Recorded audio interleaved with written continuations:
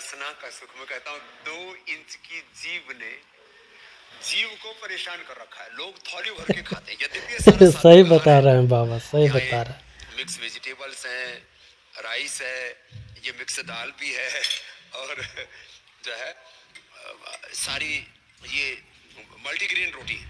इसमें बाजरे की रोटी है, रागी की रोटी है, इसमें मकई की रोटी है, सब चीजें हैं।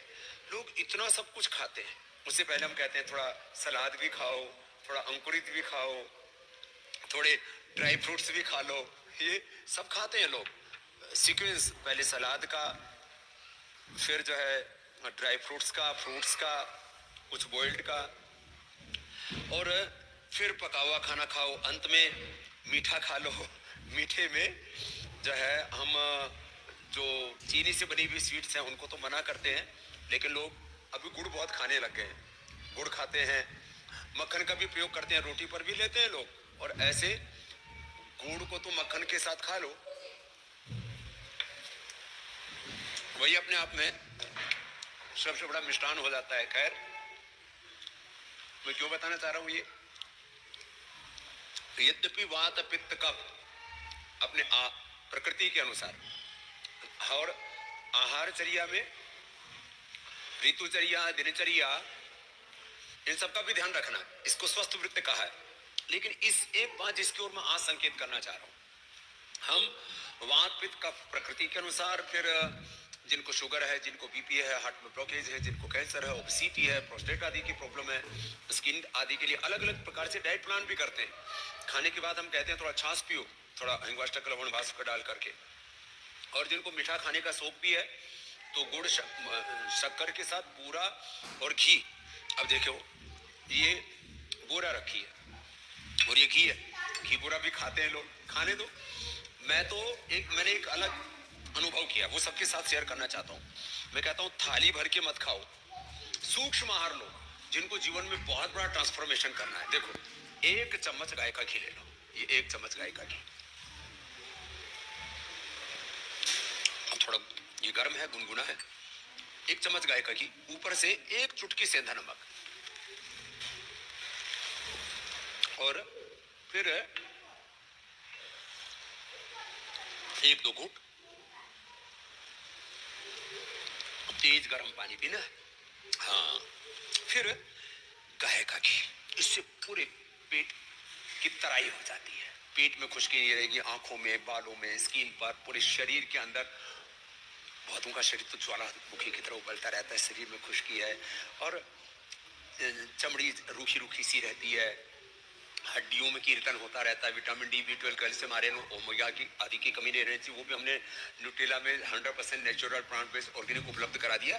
लेकिन आज जिसकी मैं बात करना चाह रहा हूँ, स्किन, आपका ब्रेन, आपकी आंखें, आपकी इम्यूनिटी, आपकी हड्डियां और आपका पेट, सब कुछ फिट रहेगा। कभी कॉन्स्टिपेशन आदि कुछ नहीं होगा। 1 चम्मच ये खाली पेट गाय का घी लेना।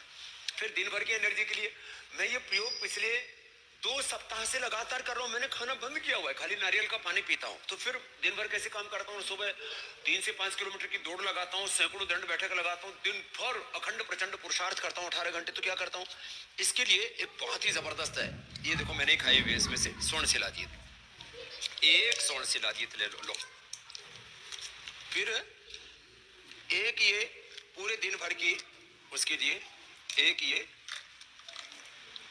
न्यूट्रीला डेली एक्टिव मल्टीविटामिन एक ले लो। और किसी की इम्यूनिटी बहुत ही कमजोर है ना, तो ये इम्यूनोग्रिड गोल्ड, ये भी अप्रतिम है। तो भाई देखो, ये इम्यूनोग्रिड गोल्ड है ना, इसमें तो जीवक, ऋष्वक, रिद्धि, वृद्धि, मेधा, महामेधा, काकुलिक, क्षीर काकुलिक, विदारी कंद, वराही कंद, अश्वगंधा, शतावर, सफेद मूसली, कोच के बीज, बला बीज और गिलोय, ये सब एक साथ है इसके अंदर। तो एक ये ले लो, इम्यूनोग्रिड गोल्ड। मैंने देखा जिनकी इम्यूनिटी बहुत ही कमजोर थी और कैंसर आदि किसी भी रोग से लड़ नहीं पा रहे थे, तो उनको तो करक्यूमिन गोल्ड और इम्यूनोग्रिड गोल्ड दे दिया, उन्होंने कैंसर पर विजय पा ली।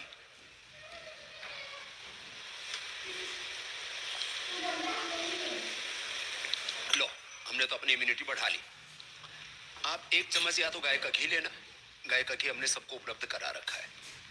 और हाँ, जो है, या नारियल का तेल लेना।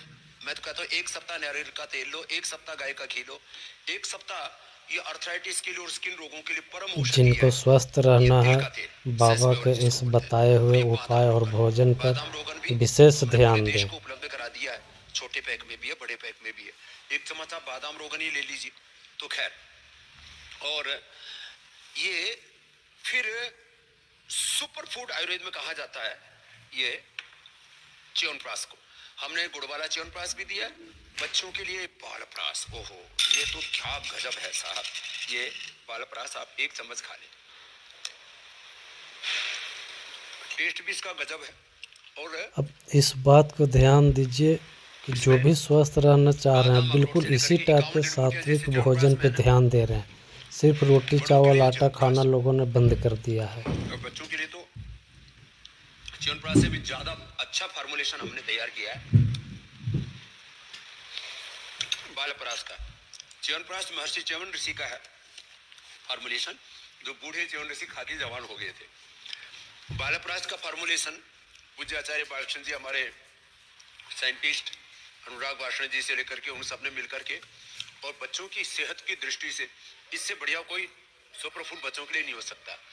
और चमड़ी के लिए माने हाइपोडर्मिस, डर्मिस, एपिडर्मिस, दोनों लेयर्स को अच्छा करने के लिए एक चम्मच ये खा लीजिए। तो एक चम्मच ये खा लिया और आपकी तो जिंदगी बन गई। ये जो भोजन है, कैंसर जैसे बीमारी से भी लड़ने क्या में हुआ आपको मदद करेगा। आपने एकदम विश्वास के साथ इस टाइप कि मैं का ये सब खा भोजन लें। करके पूरे दिन भर एनर्जेटिक रहता हूँ, एक सेकंड के लिए थकान नहीं आती। और आप थाली भर करके खाते हो फिर भी कहते हो ये थकान हो रही है जी, खून की कमी है। मेरा हीमोग्लोबिन है 17.5, मेरा बीपी है 110 ऊपर का, नीचे का 70, और मेरा शुगर लेवल खाली पेट 70 खाने के बाद, वैसे तो आजकल तो मैंने जैसे कहा कि सूक्ष्म आहार पर हूं मैं, खाने के बाद 80-90, और